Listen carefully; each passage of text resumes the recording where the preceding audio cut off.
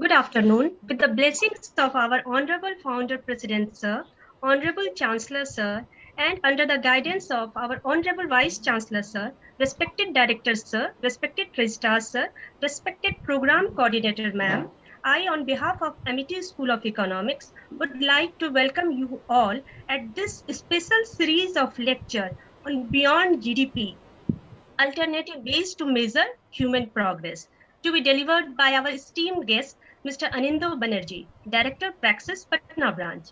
I'm thankful to our esteemed speaker for accepting our invitation. The objective of the event is to inculcate knowledge among students about the different and novel approaches towards measuring human progress. The traditional measures so far have not been that much successful to map the complexities of modern life and living. The session will let students understand the difficulties in measuring progress and the ways in which modern approaches have sought to overcome them. Before we start, I would seek due permission of our Honorable Vice Chancellor Sir, Professor Dr. Raman Kumar Jha Sir, to declare this session open and bless us. Sir, please. Thank you, uh, Dr. Dibya, for this. Let me declare this session open. Uh, I have very little idea as to what are the other alternative ways of measuring human progress, but as I see, without mixing technology or without even thinking in terms of the economic stability or economic health of individual, ultimate progress is if an individual can contribute in the area of uh, his own passion or his own expertise. If one can contribute even a bit towards the children's progress, the people whom they meet, or people with whom they really interact, they can improve them or impact them, maybe influence them, they guide them on the proper path. The human progress will be achieved. That we generally become complacent that I have got enough money and I am happy about it. I'm not bothered about my neighbor. The things go wrong, and that is how the capitalists way of looking at things have not really been successful. I would put it that way, and that is one model, yes. But then, in general, if you look at the progress of the world, the globe as a whole, one has to understand the interdependent behavioral pattern or the aspects which depend on each other's behavior. Not only behavior, and it is just not the financial behavior, it is individual behavior, it is psychological behavior, it is sharing of information, it is sharing of technology, it is even sharing of expertise. So impacting people with all that you have is a bit of success, I would say, and collectively that is where the happiness index increases as a whole. I think that can be marked as success. I would love to hear our expert today, Mr. Anindo Banerjee, on the topic, and thank the organizers for organizing this, and expect the students to take home things which are to their advantage. We are passing through a very bad time, and when this at this crisis times, there are alternative ways of understanding your own success, or maybe appreciating what you have rather than what others have.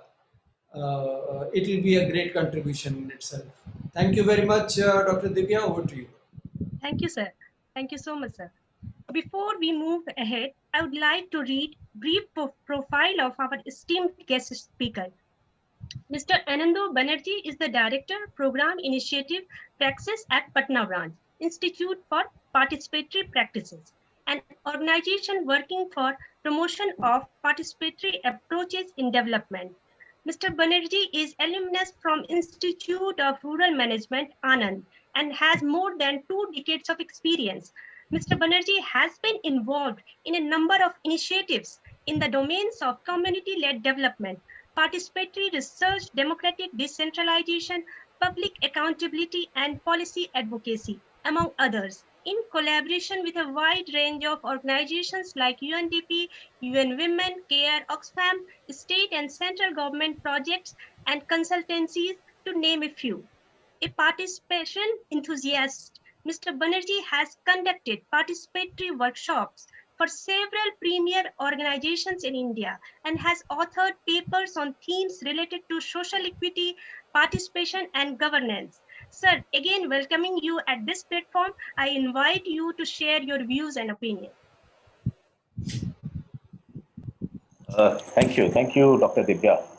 Extremely happy and privileged to have this invitation to be part of this discussion on this fascinating theme. These are challenging times indeed, and as Dr. Jha suggested, I think really fascinating to know that Amity has been organizing this series of lectures, which is quite a nice way to make the best out of these depressing times. So thank you for this invitation. This theme in particular gives us an opportunity to understand how we, the human race has tried to assign a value to the uh, to the to the outcomes of life that are important. So this is an extremely important opportunity. We'll be looking at an alternative family of approaches that seeks to understand the magnitude of human well-being other than some of the well-established methods such as GDP. So as advised, I prepared a small PowerPoint. I'll just share my screen, and then maybe after going through a selection of approaches, I think we can have any discussions or questions and answers. I think this discourse has actually exploded in the last 2 decades in a truly literal sense. I think with a number of approaches, with a number of innovations being experimented by different agencies to find a way to measure human well-being other than established measures such as GDP. So I have picked a few of these popular approaches for our discussion today, and I'm sure those who are interested can read more on the net about these approaches and learn more about it. As far as GDP is concerned, I think it's quite a surprise that it has emerged as almost the ultimate measure of well-being. And a lot of people find it really strange because GDP has a very limited scope. I mean, it at best probably measures the scale of economic activity in a society or a country. Uh, but that's about it. So life is not just about that. I think that, as Dr. Jha was saying, I think there are so many other important avenues of life which are important to take into account. Uh, an individual's potential, values of social harmony, environmental health. So a good measure of well-being should ideally take into account all these factors and produce a holistic view of the status of well-being of any community or any group of people. So let me share my screen and then possibly we can have discussions as we go along. So the way I have organized the discussion today is to broadly look at the why aspect first. Why is there a need of exploring alternative approaches other than GDP to measure development or well-being? We'll also try to have a quick look at the relative scope and also the limitations of a selection of approaches which are used as measures of development or well-being, and understand what are some of the key indicators of well-being that have been employed for measuring well-being, or which are the ones that must be kind of taken into account to get a holistic view of one's life, and also to examine how have some of the popular alternative approaches played out in assessing well-being in terms of relative learnings that they offer. So as we all know, well-being or development aren't merely economic concepts. These are not only meant to link to materialistic prosperity. An ideal measure of well-being must capture the overall livability of a society, which could have many different manifestations. It could be peace, it could be social harmony, it could be law and order, it could be environmental health, it could be gender equality, it could be the volume of opportunities available to people to achieve their life goals. So, in this backdrop, if you look at the scope of GDP as one of the most popular measures, I think the challenge there is that it at best indicates the scale of economic activity or the total value of goods and services exchanged within a specific time period. One of the key criticisms of the GDP approach, which a number of economists such as Joseph Stiglitz and many others have been sort of saying over time, is that it doesn't reflect the distribution of wealth. So imagine a country having a few handful of dollar billionaires, such as US or even India, with huge degrees of inequality. Uh, Even such a place can have a higher GDP compared to countries which may not have, extremely obscenely rich people, but might have a more egalitarian distribution of wealth. So, given that GDP as a measure does not take into account the distribution of wealth, that's one of the key, I think, limitations. And also, I think GDP tends to thrive on tragedies such as disasters.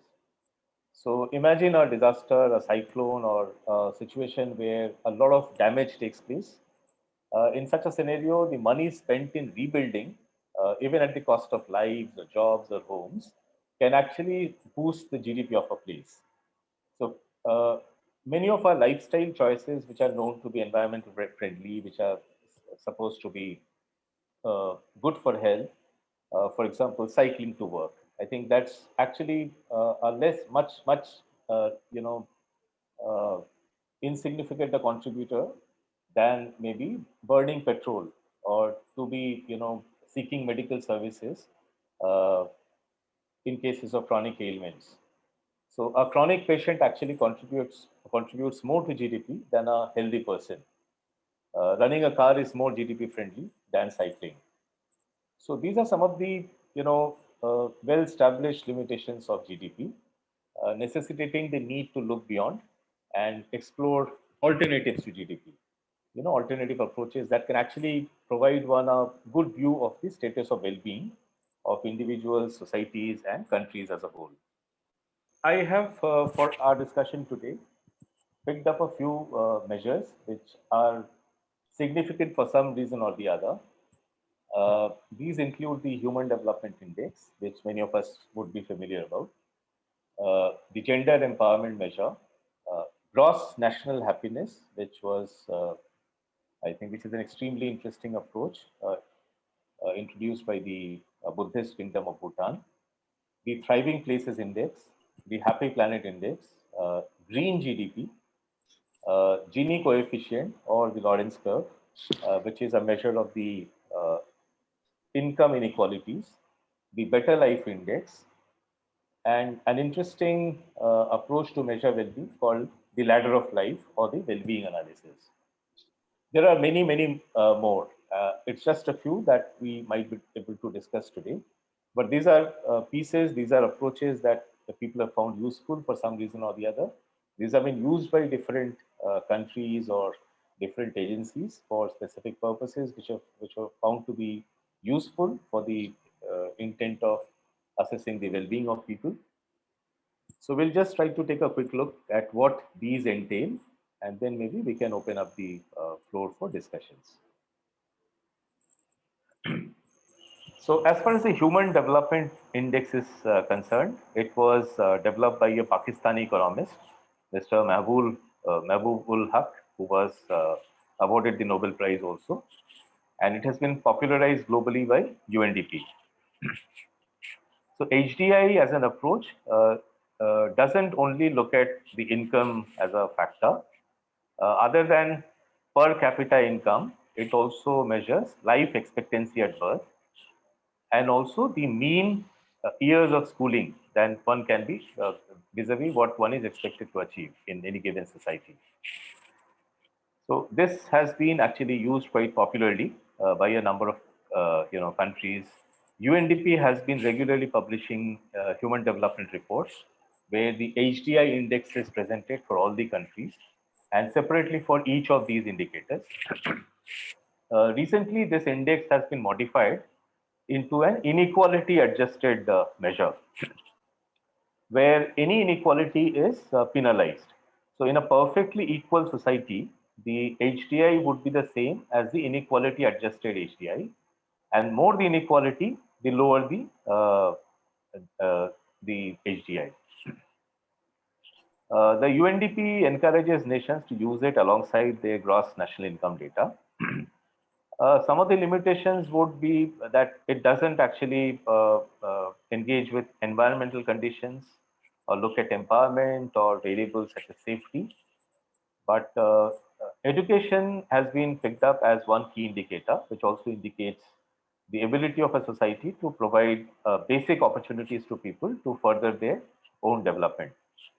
So this is one measure that has been relatively quite popular in the recent past, with UNDP playing a key role in popularizing it. Another, I think, measure that came from the same school of promoters, UNDP and Dr. Huck, who played a key role as well, is the gender empowerment measure. It was actually introduced along with the Gender Related Development Index by UNDP in 1995. It actually measures whether women and men are able to actively participate in economic and political life and take part in decision making. So it attempts to actually put a number, quantify the scale of their participation in different spheres. And it includes as indicators proportion of seats held by women in national parliaments, or the percentage of women in economic decision making positions, and also looks at gender parity in income. So in a sense, it's more agency focused. It actually tries to examine what are women able to do in a society rather than only outcome focused. It doesn't only look at well-being, but it actually assesses the agency of women to occupy, to actually leverage for them opportunities or entitlements that are strategically important. So this is another very interesting measure of well-being. And again, like HDI, this index is also popularly used by many countries, thanks to agencies such as UNDP, which regularly publishes as part of its human development reports, uh, the status of various countries on this measure called the gender empowerment measure. Another very interesting approach that many of us would be familiar with is the gross national happiness approach. This was introduced by Bhutan in 1972, uh, stemming from a disillusionment with GDP as the measure of well being. So, Bhutan was probably one of the first countries to realize the limitations of the GDP models, and it actually offered an alternative way of assessing well being, which takes into account many different variables, actually 9 specific variables, and each of these variables have multiple sub variables under these, and these include, for instance, living standards, health, good governance, ecological diversity, resilience, time use, psychological well-being, cultural diversity and resilience, community vitality. And what is interesting about this approach is that it actually uses a number of spiritual measures as well. So the questions which are administered for determining the standing of the various provinces within Bhopal in terms of their happiness index, uh, they have questions such as, do you meditate, or how often do you pray? So it also takes into account spiritual, I think, indicators. And the way it is administered is based on random surveys of some 8,000 people. Uh, as many as 148 questions are asked, which also have many sub questions within them. So it does take a lot of time for each specific survey to be administered. And the government actually compensates the time of the respondents as well as the surveyors for going through this process. So all the 8,000 respondents are actually compensated for going through the survey. So that makes it a really interesting approach. And you can see very clearly that it doesn't really give much importance to money. It actually looks at a wide range of alternative, I think, indicators of well-being, which are as diverse as resilience and governance and ecological diversity. So this was found to be an extremely interesting measure by a number of, I think, people. However, given the subjectivity that forms the basis of the index that is generated, some people, especially economists, they found it, they had reservations about using it on a wider scale. So this index is primarily used in Bhutan. So a number of other countries have talked about it. They have appreciated this model, but they haven't really used it. Another interesting index is called the Thriving Places Index. It was developed by a UK-based charity called Happy City, and it broadly focuses on indicators of sustainability or sustainable development, equality, and local conditions related to one's well-being. So these categories are broken into as many as 60 indicators and their sub-indicators, which broadly try and examine whether a certain place is a fair place to live or an equal enough place to live, or it assesses whether the lifestyles are sustainable enough so that future generations can flourish, and also whether there are conditions available for everyone to do well. So there is a inherent emphasis on uh, more and more people to share conditions that are conducive for well-being. And given that it has a local focus, so all the counties in the UK are actually using this measure of late for the last several years. I think it was introduced in 2016. So all the counties of the UK are actually assigned a rating on this index. And because it has a local focus, it also allows one to examine how the broader economic changes impact local communities. So this is another interesting model that has been sort of experimented. Sir, I would like to interrupt you in between, sir. Yes, our respected director, sir, has joined. I welcome director, sir, our respected director, sir, who has a huge experience in economics field as well in India as and abroad.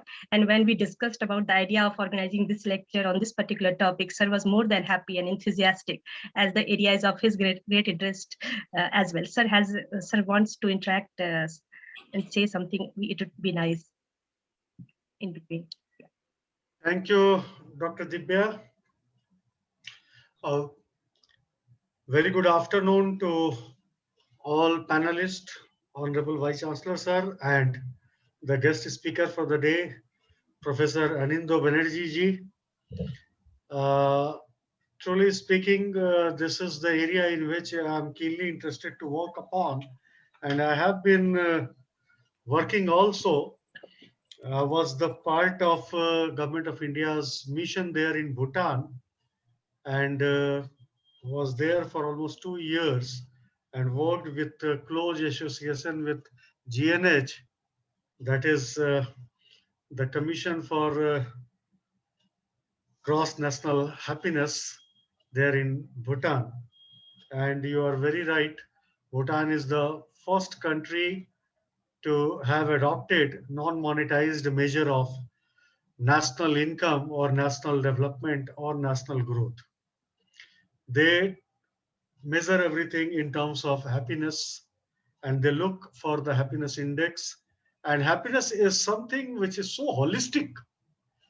It correlates to being happy because you are having been in a welfarian state, being happy because your family members are healthy and contented, being happy because you are maintaining ecological balance, being happy because you are utilizing your time as per the requirement of the time, call of the time, and so on and so forth. We had a lot of workshops, seminars, symposium there on this particular issue. And I believe that this is the time when we should uh, look forward to have alternative economic system in the entire world, because money has started becoming the master, not the slave. When money is master, money is monster. When money is slave, When money is controlled, everything is good. But nowadays, everyone has become so materialistic and so, money oriented, that the happiness, the well being, the welfare, the community's empathetic approach, or the quality of life, all these are a far cry. So we should not value things in terms of money. Now we should value things in terms of well being. We should value things not in terms of price. We should value things in terms of value in use, not value in exchange. We should not look into the employment, output, etc. equilibrium in terms of monetary measures. Rather, we should think of employment in terms of well-being of the society or the community. What if one person is earning in billions of dollars, and in a country of millions of population, per capita income happens to be pretty high, but except one, rest all are in the abject poverty? How can you think of well-being? Today is corona affected entire world, and particularly I'm talking about India, where the oxygen is not available. Oxygen, the bare necessity to breathe 72 times in a minute, that is not available. You cannot breathe without oxygen, and the oxygen is being imported from Singapore or from the western part of the world. This is height of chasing money. We continued chasing money for pretty long time. So we need another Keynes to have developed yet another alternative economic system during and post COVID period. We have to think that we have taken our society, our community, after being in cul-de-sac, after chasing money and reaching to a cul-de-sac where there is no U-turn. We never thought of creating health infrastructure in last 70 odd years. We never thought of creating ecological balance in last 70 odd years. We never thought of giving pollution free breathing to the people. I remember when I was in Bhutan, once I asked why tourism is not promoted, even though Bhutan is the most suited country for the tourists in the entire world. I had been to Hong Kong, to Japan, to America, to England, to Africa, to Middle East, to Bhutan, but I did not find a single place as beautiful as Bhutan is, as healthy place to live as Bhutan is. But still, the people are not allowing tourists there, and they are charging $100 per day as the visa fees for the friendly nations. And for the non-friendly nations, they are charging $200 per day for the visa fees. Why? Just because they don't want people to visit. They don't want their culture to get diluted. They don't want their natural flora and fauna to get disturbed. They don't want garbage to be thrown here and there. You know, you see, when the Indians are going anywhere, they are so much alert. But when they are in India, they keep on littering here and there and making the entire environment polluted. This is no way. Why they are doing so? Because they don't want to carry the beans bag with them. In Bhutan, everyone carries beans bag. Even they don't mind putting wrappers of toffee or chocolate in their what they call. I am just missing the dress they are using. I just forgot. Kira. So they used to put this in Kira so that as and when they find recycle bin, they can put that there. We are not having all these things in our practice. Why? Because we are not at all bothered about anyone's well-being. Forget about yourself. Forget about anyone's well-being. So we need not to measure the production cost in terms of price, money, which in itself fluctuates. We need to measure in terms of how much human capital is being invested, how much labor hour is being invested in order to produce that. And then while consuming, we have to think that the simple pen that we are using and throwing might have costed 2 hours labor for not less than 100 of people. This is how we can understand the importance of anything. This is how we can think of creating an alternative system in the world. So when we talk about alternatives economics, we have to think of economics non-bartered, non-monetized, but based on the happiness, the contentment of the people, the well-being of the people. Of course, the empathetic approach that can be there in the community, the societal framework, which is not individualistic but social. And likewise, then we have to think of quality of life. If someone is dying in front of you, just because not getting bed, not because getting oxygen, and you are piling up oxygen cylinder in your house, what type of economy we are talking about? Where do we take ourselves down the line 5 years? If you, for example, quote, I can see very, I mean, dark phase that is going to come if we are not getting alerted. So this is the right time. I was the other day, I was talking with my fellow colleagues that I don't want international conference on the issues like employment, poverty, and all these. I want international conference on alternative economic system. I want redefining the entire economic theories, postulates, hypotheses that we are having. I am not happy with Fisher's equation.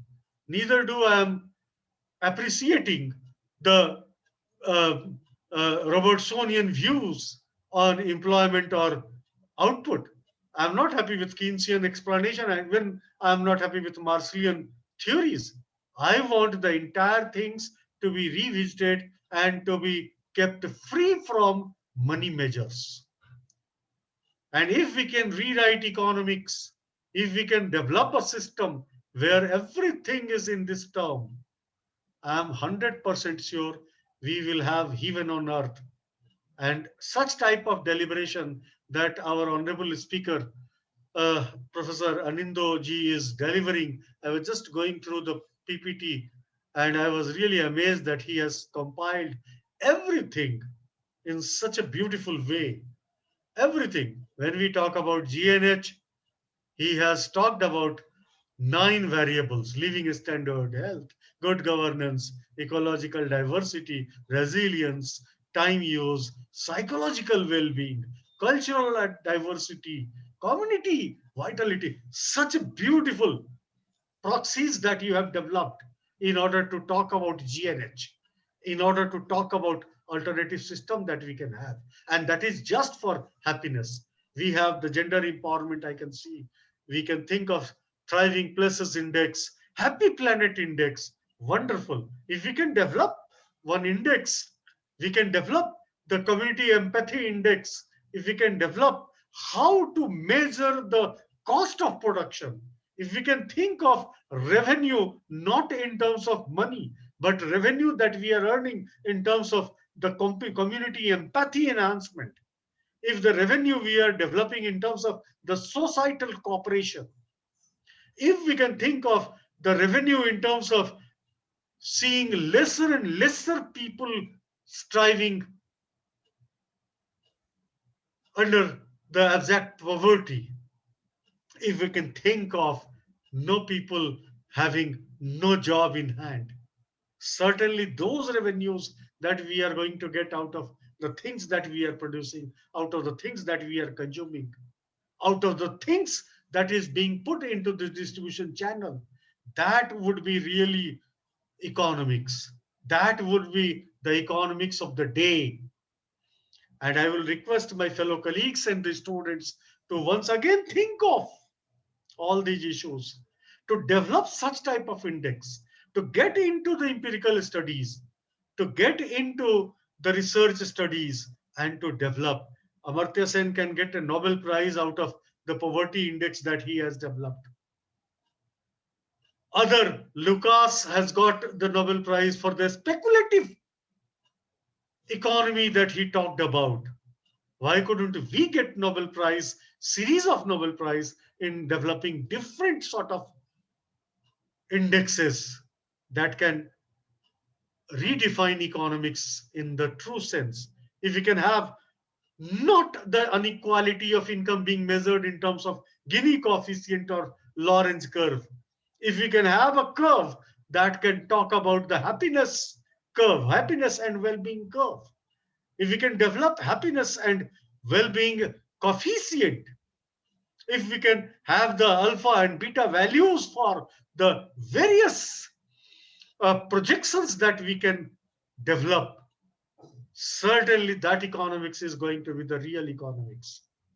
And I would like to call my students, my fellow students, that be the Marshall of your field, be the Pigu of your field, be the Say of your field, or Keynes of your field, or Robertson or Friedman of your field, or Nertz of your field, or Samuelson of your field, in defining economics once again.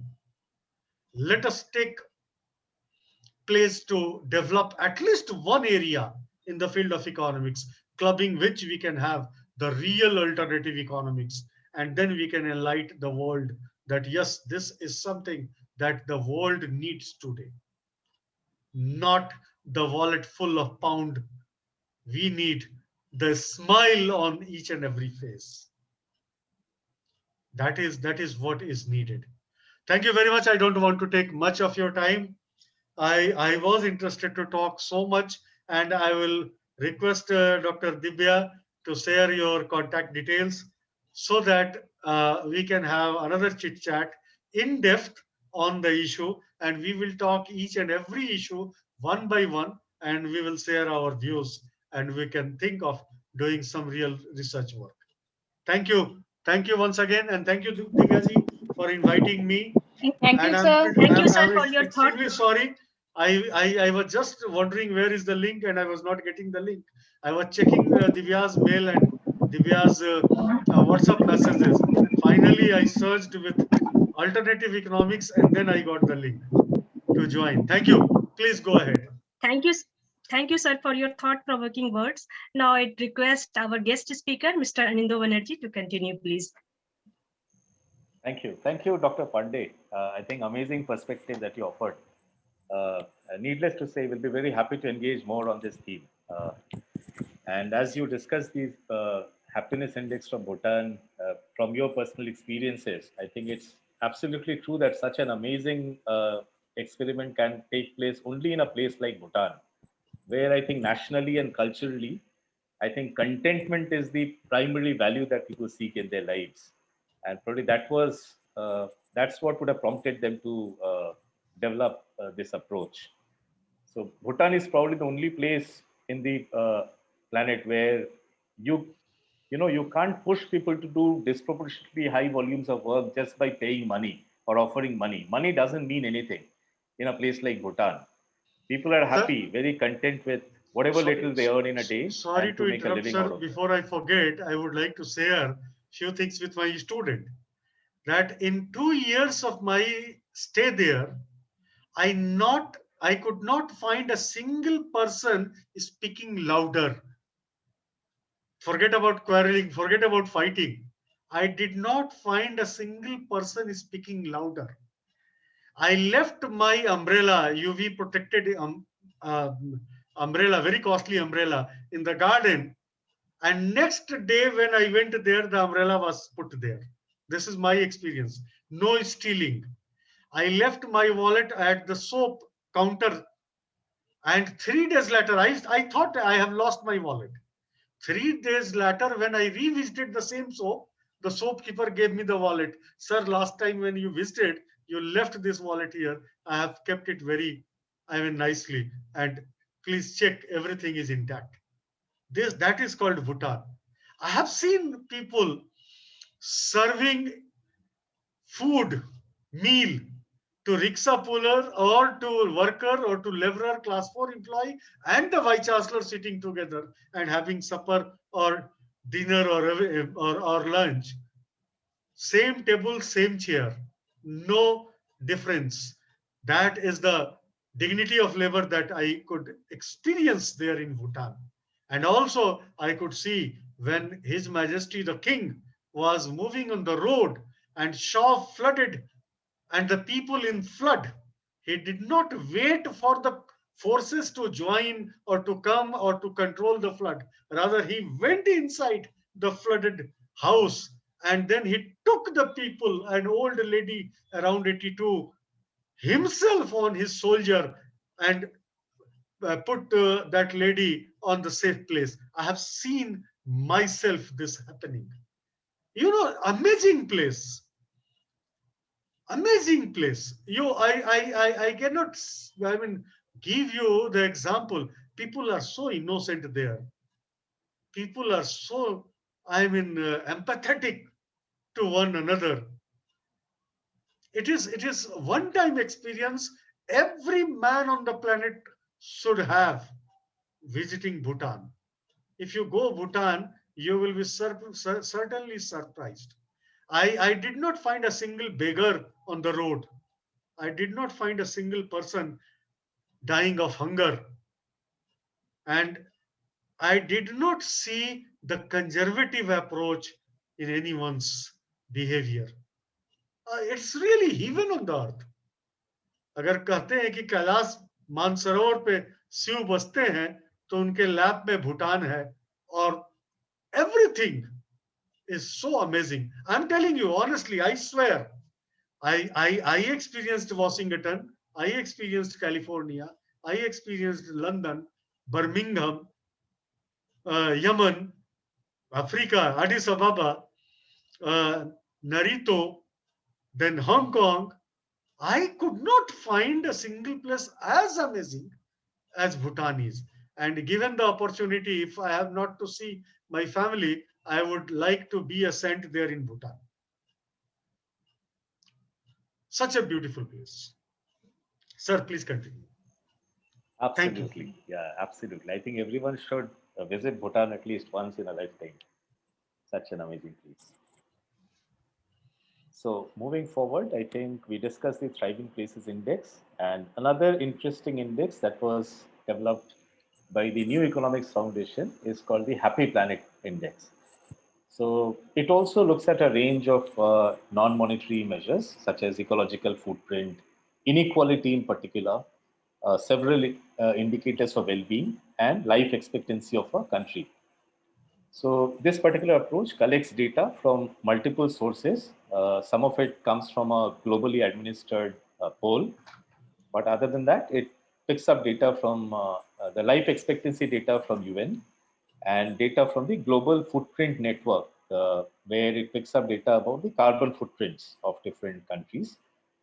So by taking into account carbon footprint of a country as a denominator, it actually incentivizes environmentally responsible action. So that's the most interesting part of this approach. Another similar approach that places a high premium to environmental health is the green GDP approach. This was developed by the Chinese government in an attempt to understand the consequences of their carbon emissions and also account for the losses from climate change. So in this case, what they do is to actually adjust the GDP measure of a county by monetizing environmental damage factors. So I think when they try to quantify environmental damage, I think they take into account indicators such as CO2 emissions, which are probably relatively easier to account for. But then there are many other factors related to environmental health, which probably are more difficult to take into account, such as loss of biodiversity, which this approach is not able to sort of take into account. But given that it places, significant emphasis on the carbon footprint, like the Happy Planet Index, I think this is another very interesting approach, which is worth looking up. However, this is another, I think, case where the use of the approach is limited to within China, across various counties of China, and hasn't really gone beyond China.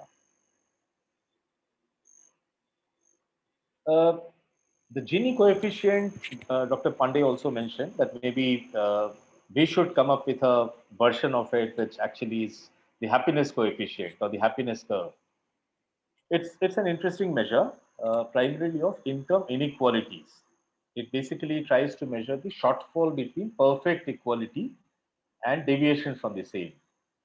So what it actually does is to try and read the Lorenz curve, which is actually which plots the percentage of total income earned by different bands of population. So in a perfectly equal society, the poorest, let's say 25% of the population, should earn 25% of the total income. So just to see it visually, I think what it does is to look at how different proportions of the population, how much of the income, the cumulative income of a society or a country, is owned or controlled by them. So, in a sense, it kind of tries to assess the level of inequality. So, in a perfectly equal society, the proportion of any percentage of population should have equal control, or a proportionately equal control over the percentage of income in that country. And Gini coefficient is calculated by dividing uh, the area between the line of equality and the Lorenz curve, and the entire area below the line of equality. So the bigger the coefficient, uh, the more equal the country. Another interesting approach, which was launched by the Organization for Economic Cooperation and Development in 2014, takes into account again a number of very interesting facets of well-being, including housing, income, jobs, community behaviors, education, environment, civic engagements, health, satisfaction from life, safety, and work-life balance. So in this case, these 11 indicators are broken into several sub-indicators, actually 24 sub-indicators to be precise. And what is interesting about this approach is that it doesn't try to impose a cumulative or a composite overall kind of an index. So any country can choose for itself which of these various variables are of greater interest to them, and they can look up their standing on for that particular variable. So on each of these variables, all the countries are ranked and listed. So most of the Scandinavian countries actually, as expected, turn out to be doing better on this index. So this is another very interesting model that have been that are being so which is currently also quite popularly being used by OECD countries. And finally, one very interesting measure that I would like to bring into the discussion is called the well-being analysis. Now, this is an approach that has been tried out at the level of communities.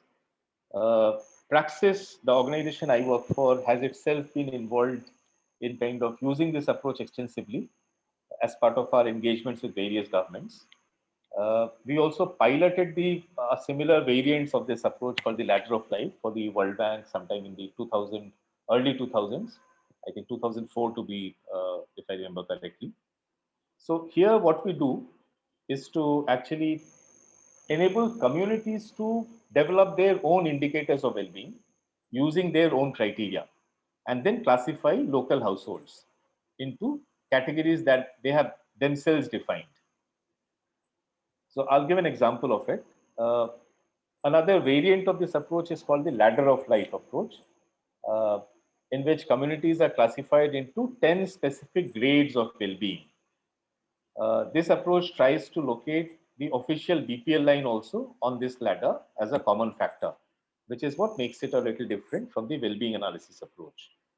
So the way we go about it is to first, have have a community process in which people use various well-being indicators that they find of importance to track variations in them across a community. So let's say this is an example of a social map being produced by a community in a certain village. And let's say it ends up in a map of the various households of a village where different indicators are plotted, different indicators of well-being as identified by the people themselves. And in this case, all the households are assigned a unique number, and we use materials such as flashcards or chits of paper to actually denote each household on the map. And once this map is created, I think they can be rearranged into various locally defined categories of well-being. So let's say the same community has, in this particular case, classified all the households into different locally defined categories of well-being.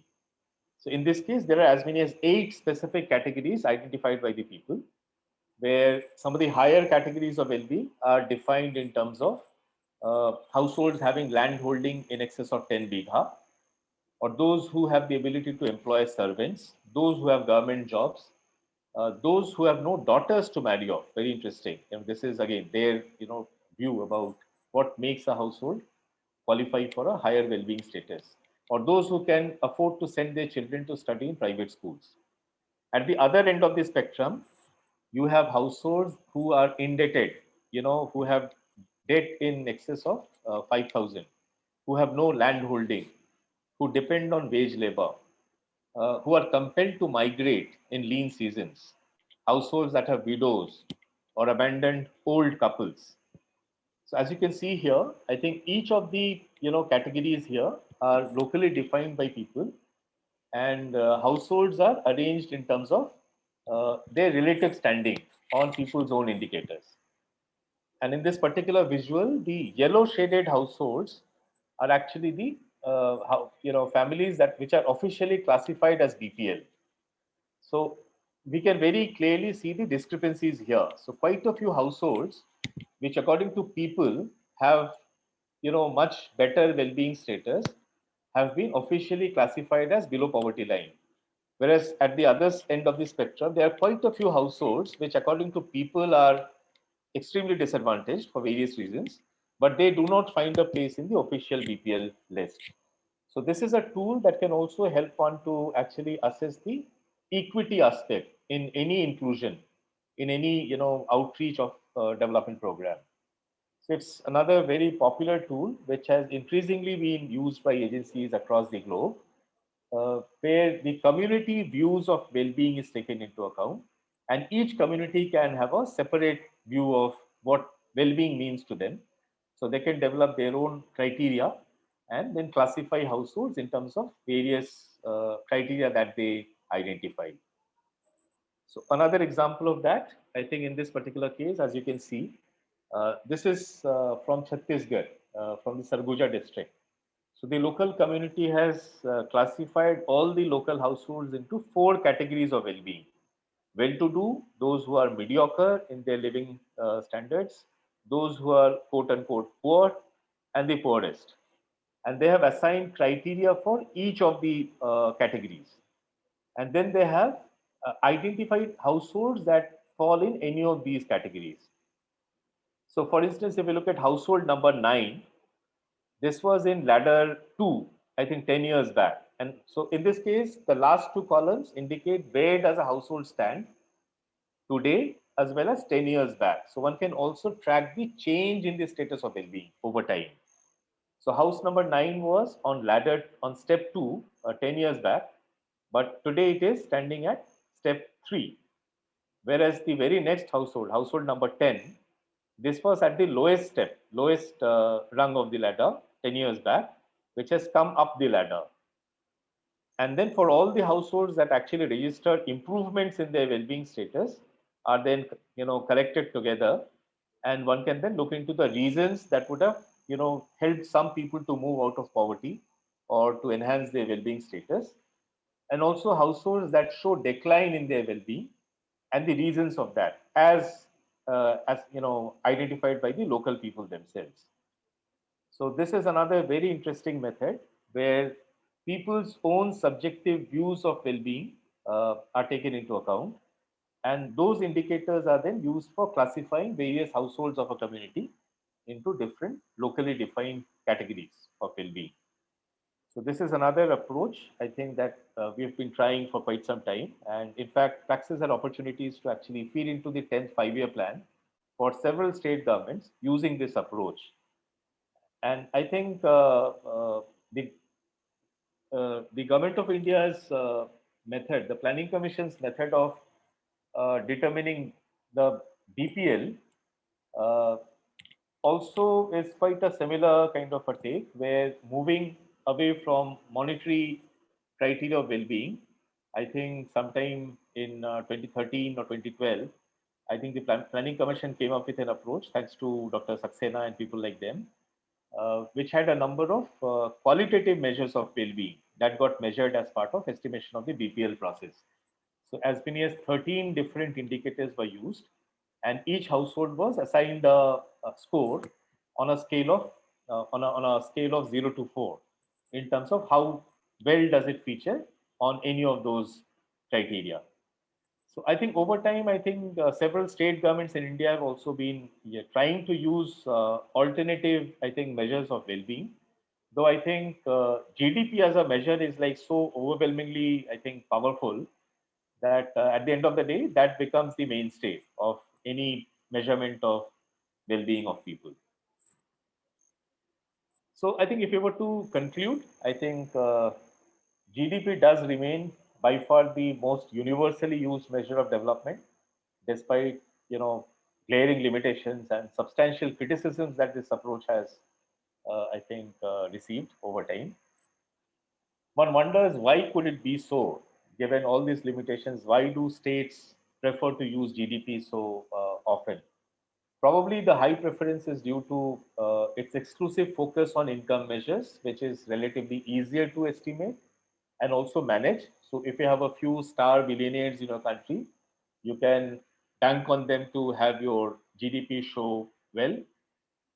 And given that it's indifferent to social, environmental, or human well-being factors, often governments do not like to be held accountable for that, which is one reason why GDP continues to be enjoying, high preference.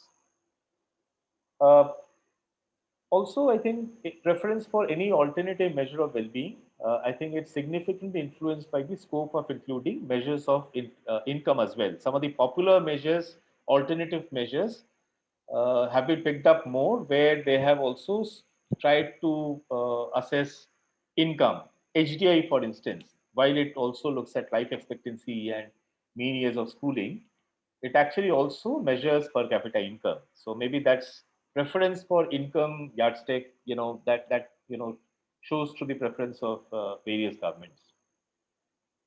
Participatory measures of well-being have gained popularity in the context of many development programs, especially in the last several years.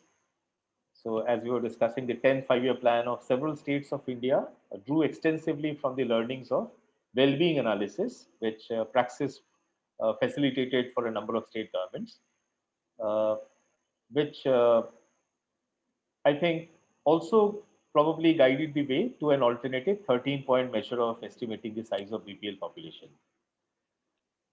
So I think this is, an overview of some of the popular approaches to measure well-being, uh, other than GDP, that we try to bring into focus in today's discussion. It's just the beginning, I suppose. I think if you were to look more into this theme, I think there is literally an explosion of ideas and experiments that have taken place in the last 20 years in particular. So I would encourage all these students to, look up the net and look up more about these approaches that we discussed, to understand the nitty-gritties and the ways some of these measures are actually calculated. The more we read into the specifics, I think that will help us to enhance our learning about these approaches. Thank you so much. Thank you, sir. Thank you, sir. So much, sir. Now I'd request our participant to ask questions, and I can see there are 4 questions. The first question is that from Tina Arora. She has asked, wouldn't a gross happiness index would be an outcome for all these factors? Yes, ideally that's the way to go. So as Dr. Pandey was also emphasizing, uh, any humanity-centered society should actually value happiness more than economic indicators of well-being. I think governments are yet to get there. I think there's a long way to go, but I think that's one reason why we need many more of these discussions. Uh, Ideally, engaging also with people who are in policy-making processes to push increasingly more and more for approaches that value and measure happiness rather than merely income indicators or superficial indicators of development. So I do agree that countries like India and various other developing countries do need to have measures that actually allow us to understand the status of our human well-being, which measures such as GDP doesn't allow us to do. The second question is from anonymous attendee, and it was asked that according to you, among them, which one is the best one? I think every person would have their own subjective call around this. I think the national happiness measure is definitely a very interesting one for its uniqueness. For the fact that it actually totally discards the income-based measure. So it's a huge statement for that approach to make. I think also the Better Life Index is another very interesting approach that actually looks at a range of non-monetary, I think, indicators, and also doesn't impose any composite, I think, indexes. It allows countries to choose for themselves which of the various variables are of greater interest to them, and that makes it interesting. I presume if there was a measure that could also let countries, bring in their own variables of interest and make it a little more participatory in that sense, that would be something really ideal, especially with indicators of happiness or human well-being. Yeah, so I think some of these measures are extremely promising for spaces other than unique countries like Bhutan to experiment and explore. The third question is again from Tina Arora. She has asked, dear sir, why do you think India has chosen to focus primarily on GDP as a measure of economic progress over other holistic measures elaborated by you? Yeah, I think not just India. I think most of the countries have chosen to use GDP, probably because it's easier to measure and manage, relatively speaking, and also it doesn't hold the state accountable towards other areas of states uh, action, you know societal well-being or environmental health. So that makes it relatively easier. So one can get away by having measures which are looking at income alone, and especially if you're not also required to look into the distribution aspect of income, nothing like it. So nothing is a better measure that allows a state to escape accountability. So I think that must be one reason why most countries have chosen to use GDP as the primary measure of well-being. It only requires a special place like Bhutan to actually come up with alternatives which are so amazingly different and kind of a statement against the limitations of the GDP approach. Now I'd request my fellow colleague, Abhirup Mukherjee sir, to ask the question for the speaker. Rest of the questions are there. So sir, can you do that? Good afternoon, sir. First of all, thank you so much for the enlightening session. Sir, I just want to know that what do you think, which are the platforms on which these alternative issues should be pushed so that it can get a worldwide acceptance? Like we have been knowing these alternative measures from past 10 years sort of thing, but still human development index and all those index, some of the index are popular. Now reason I have heard from you, but I want to know which are the platforms. Like there are many international platforms, G5, G10, and UNDP. Which platform will be the most suited to push this? Thank you. I think all of them. I think UN does play a key role, and engaging with agencies such as UNDP or UNICEF, who do engage with the governments in very significant ways across the globe. I think they would be important stakeholders to engage with. What is also important, I think, is to conceptualize and pilot alternatives which would be of interest to people. I think not much documentation is available about many of the alternatives which have been piloted. I think there's a need to prepare documentation in a form that serves better for advocacy purposes. Uh, of course, I think there was a time when there were people in the planning commission who used to take a lot of interest in alternative approaches to measure well-being. There were people who were constantly, coming up with different ways of estimating BPL, and we seem to be moving forward in a way where increasingly more and more non-monetary criteria were being accommodated in the BPL measures. I think that needs to be sustained. I think over time, I think even those measures of BPL have, I think, gone off the radar. I think it's important to actually also document the strengths and values of some of these alternative approaches well, and also push with maybe various state governments as well. If even one state government can be influenced to try an alternative approach of the kind of the gross national happiness index of Bhutan, then that will be a substantial, I think, contribution to the body of work in this area. So I think as many agencies as one possibly can, UN for sure, and state governments could also play an important role as besides agencies such as Niti Aayog and other think tanks that the government has. So I think the more we engage, the greater the chance of creating space for these alternative approaches. Thank you, sir. Sir, who should be the flag bearer? Academia or even the uh, NGOs and all can also push this in the international forum? I do think academia is pretty well placed to push some of these approaches, as well as knowledge organizations among the NGOs. I do think they all have a role to play to create an environment where such non-monetary alternative measures are welcome, and to create arguments that can help push these approaches further. So I do think academia, knowledge organizations, they all have an important role to play. Thank you so much, sir. There are many other questions as well. Those were asked by the economics honors students. They are very excited to attend this particular seminar.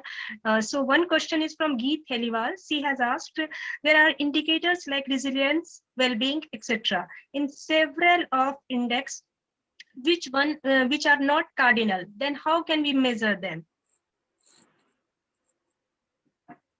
Absolutely. I think eventually, I think many of these indicators, which are relatively subjective, I think have their own value, because eventually it's a person's own account of their life that gives the best account of that life.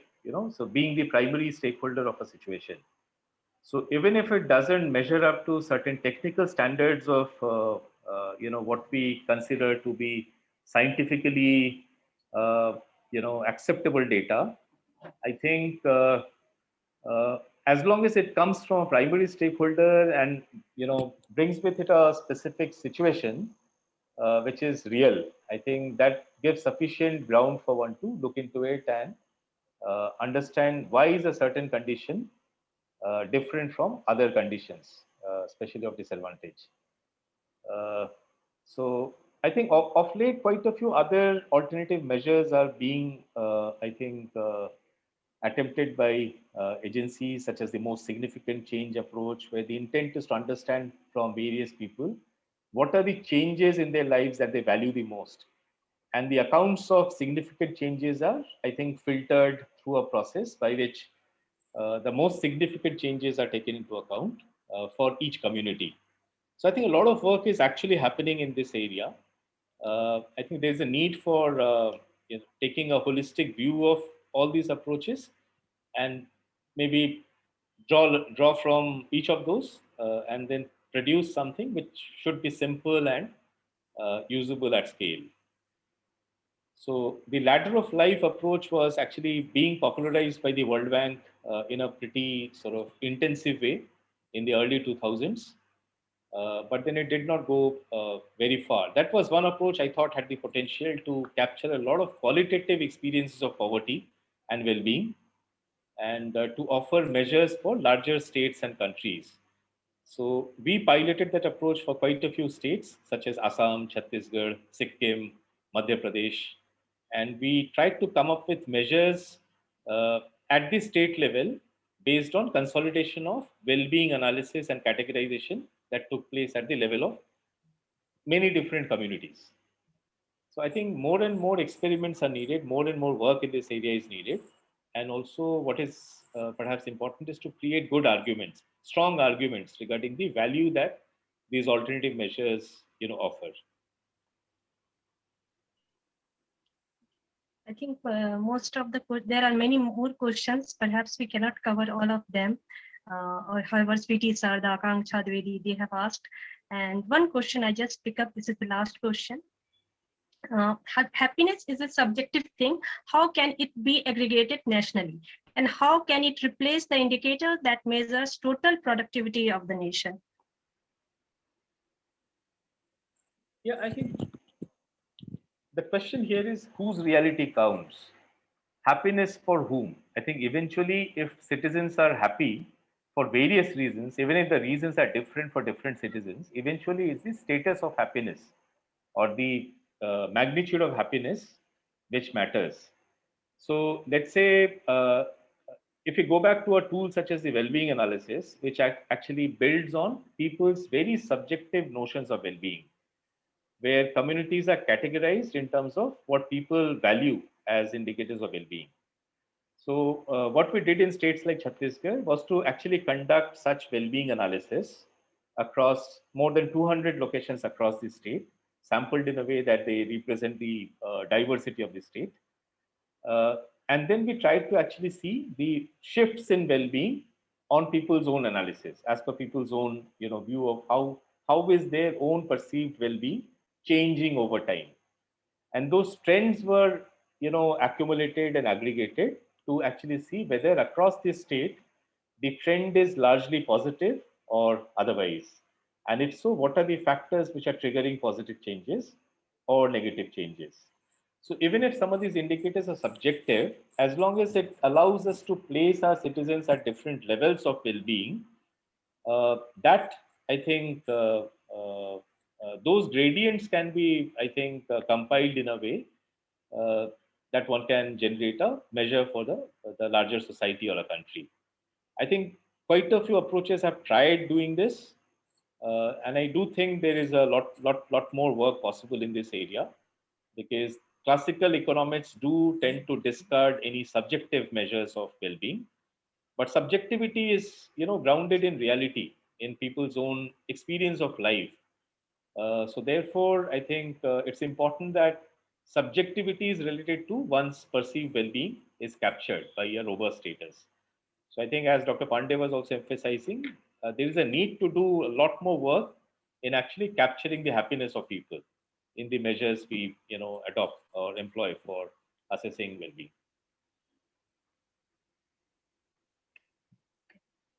Thank you, sir, for all this information.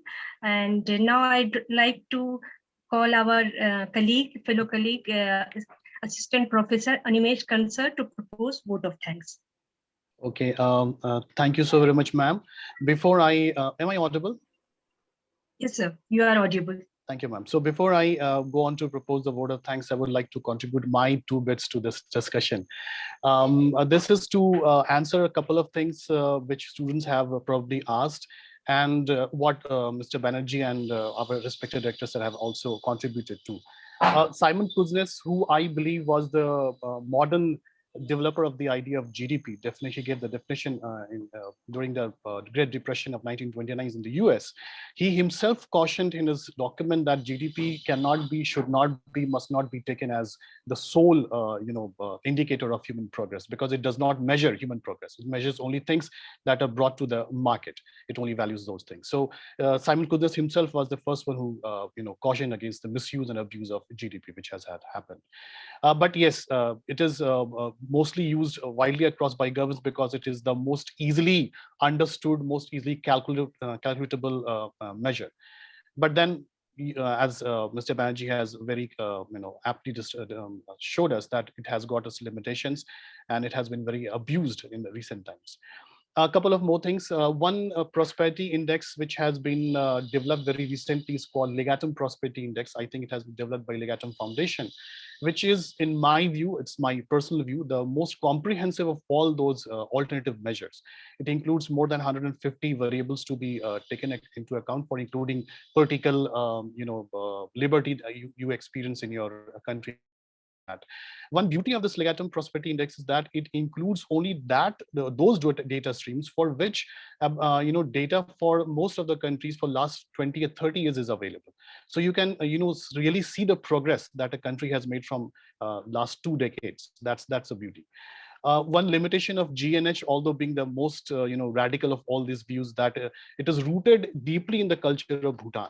So things that we value as society, this differs. This is subjective, as Sir has been saying. It is subjective.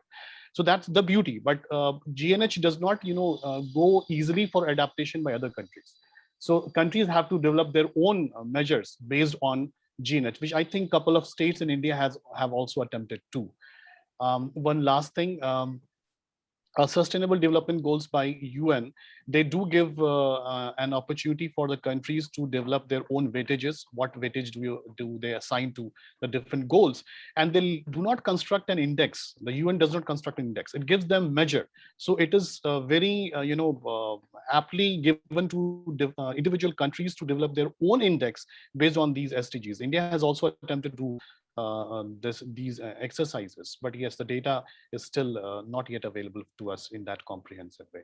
So that's my 2 bit of contribution. I hope that helps.